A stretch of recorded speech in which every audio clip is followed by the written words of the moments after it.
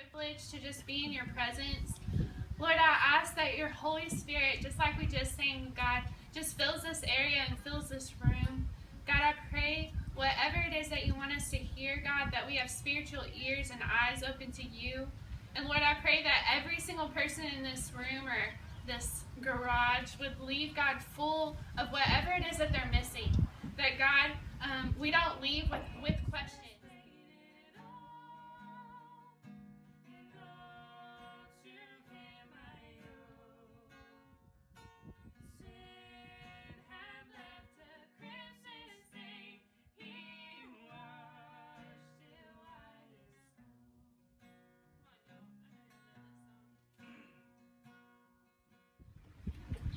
When I started studying what the church is, my first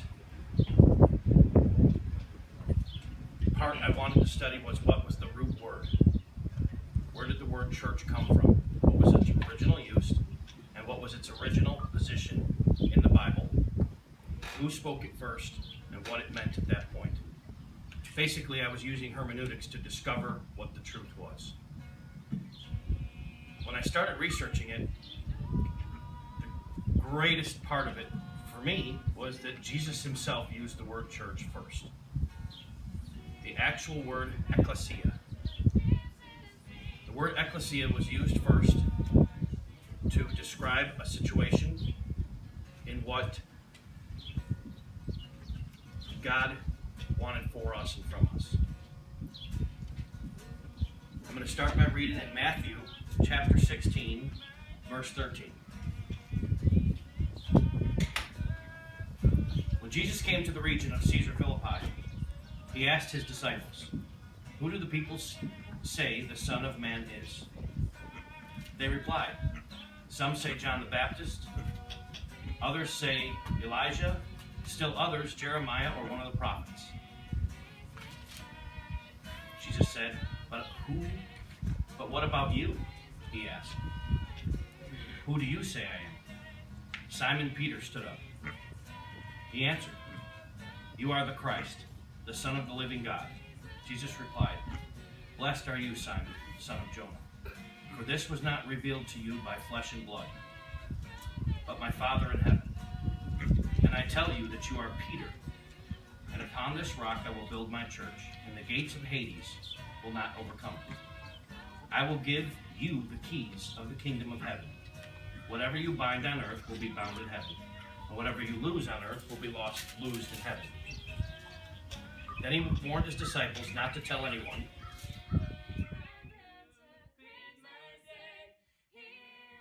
There was a question asked.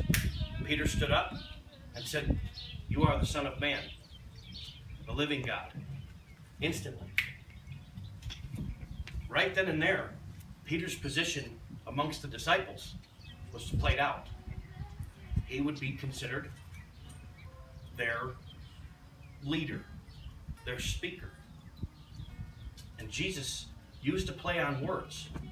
The word Peter, depending on what language you were speaking it in, has several different meanings. The word Peter could mean Petros, like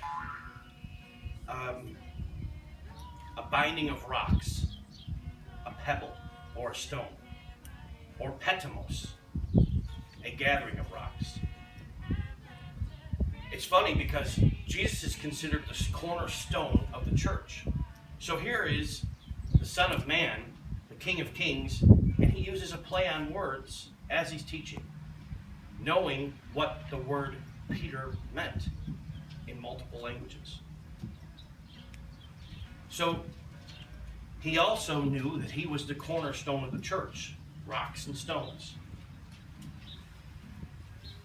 Quite often people misinterpret a church to be a facility or a building. Make no mistake, we are the church.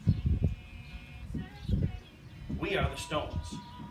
We are the pebbles that gather together to form a larger stone or a rock or a mountain. The first thing I noticed in that chapter was Christ. Christ asked, "Who is the Son of Man?" Who is he? Not what is he? Tell me who he is. Peter responded. Peter, at that point in time, like I said earlier, took his stand. Jesus looked back at Peter and said, "Blessed are you, Peter, for flesh and blood did not tell you this, but my Father in heaven who is the one who told you this. Blessed you will be." Peter took a chance. He could have been wrong. But he made himself susceptible. He allowed himself to open up to answer the question. The Holy Spirit put it on him. God in heaven put it on him. Christ is the cornerstone, and Peter is the rock. We are a collection of rocks to form a larger stone.